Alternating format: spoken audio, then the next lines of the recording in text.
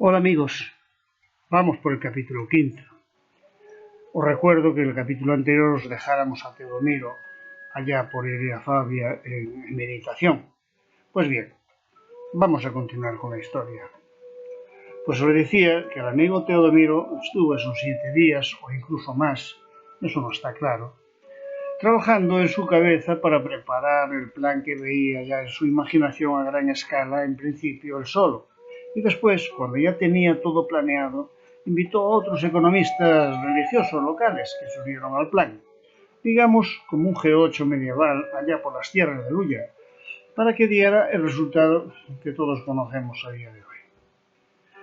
Si es que no hay como tener un obispo inteligente, claro está. Cuando bajan los ángeles y te dan el soplo de dónde está enterrado un santo o un apóstol, o los restos de unos vikingos o unos moros que enterraron por allí, el amigo Teodomiro puso su imaginación a trabajar haciendo los planes que todos conocemos. Lo dicho, puso el negocio en marcha, además con un eslogan secreto, que de alguna manera, a día de hoy, más actual, claro, sí que hay gente que dice algo así, o por lo menos parece que era así. Nosotros muy ricos y los peregrinos más pobres. Pero lo puso en latín, claro, porque en latín el pueblo no lo leía ni sabía leer ni escribir. Que decía un divis valde e peregrinis pauper. En fin, la vida de aquella época. Si es que al final el camino dicen que te llama Santiago. Bueno, ahora con las modernidades que impusieron algunos, también te lleva a Fisterra o a Musía. Y mañana ya se verá si te va a llevar a un lugar distinto por el interés de algunos. Y todo andará. Pero lo que está claro, y es inamovible, es que todo lleva al mismo punto, amigos. Todo lleva al mismo punto. Y ese punto son, en aquella época, los maravedíes, y hoy, pues, son los euros o los dólares. Porque sea en el siglo que sea, la vida sigue igual. Eso lo decía un amigo gallego que canta y que está afincado en América. Creo que por mis investigaciones yo recogí mucha información y ya había leyendas mucho antes de este tema del camino. Pues bien, ya se sabe que Galicia está muy unida a las leyendas y muchas que iban de boca en boca antes de que el descubrimiento del sepulcro en el Monte Libredón. Y uno decía una cosa, el otro lo aumentaba, ponía algo de su cosecha y se lo contaba a un primo. El primo se lo contaba a un amigo en el bar y ya se sabe, en aquella época entre vino y vino ya vivíamos como galegos. El caso fue que la inventiva se puso en marcha en cada parroquia y también en cada furancho, que así se llamaban los bares en aquella época, y empezaron unas sabidurías, que si lo trajeran al apóstol, dos discípulos desde Haifa, después de que Herodes le cortara la cabeza allá en el año 43.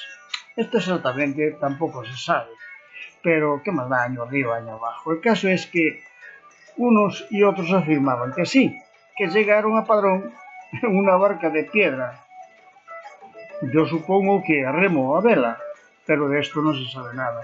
Sería que no interesaba entrar en tanto detalle, claro, pero hay que decirlo, esto ya es imaginación de carajo, como decimos popularmente por estas tierras gallegas, pero eso sí, siempre de forma sana.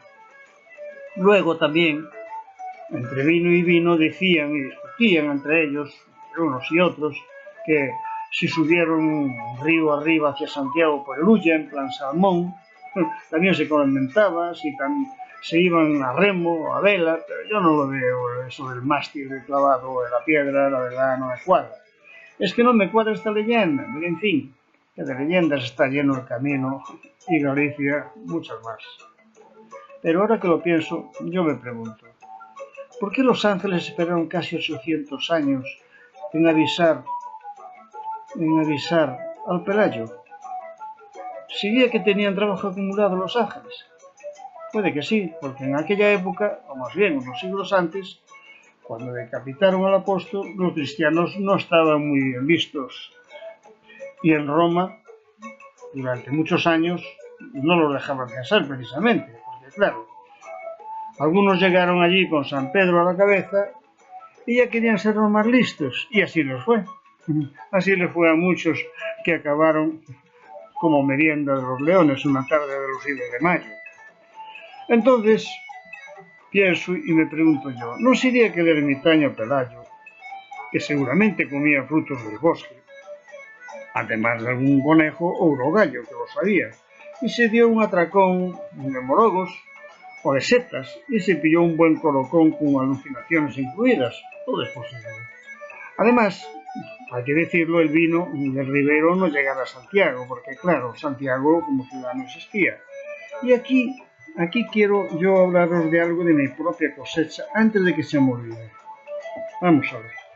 Palabra de que viene bien para lo que os voy a decir, lo que os estoy contando, porque yo pienso y comparo a los historiadores y entonces puedo sacar mis propias conclusiones. Yo al menos así siempre lo hago, porque sé, y vosotros lo sabéis, que la historia está escrita sobre la visión de cada cual, o la interpretación de cada cual, del momento y de los intereses de quien pagaba o paga para que se escriba en su propio beneficio.